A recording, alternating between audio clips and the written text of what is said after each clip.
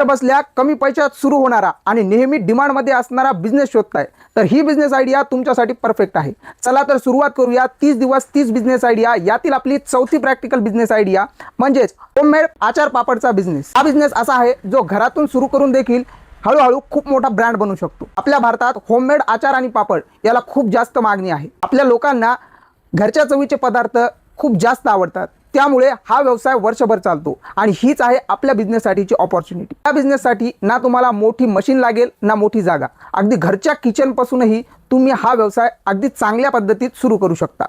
या बिझनेससाठी फक्त 10 ते 15 हजार रुपये एवढीच इन्व्हेस्टमेंट लागेल, त्यामुळे रिस्क कमी आणि जास्त प्रॉफिट कमवण्याची संधी। हा बिझनेस नेमका सुरू कसा करायचा, याला नेमकी इन्व्हेस्टमेंट किती लागेल, यात प्रॉफिट कसा होईल आणि हा बिझनेस सुरू कुठे करायचा, या बिझनेससाठी डॉक्युमेंट्स कोणते लागतील, हे सर्व आपण याच व्हिडिओच्या पार्ट 2 मध्ये सांगणार आहोत। त्यासाठी आत्ताच फॉलो करून ठेवा अस्तरवाला उद्योग समूह आणि तयार रहा आपल्या पार्ट 2 साठी। ही बिझनेस आयडिया तुमच्या मित्रमैत्रिणींसोबत नक्की शेअर करा।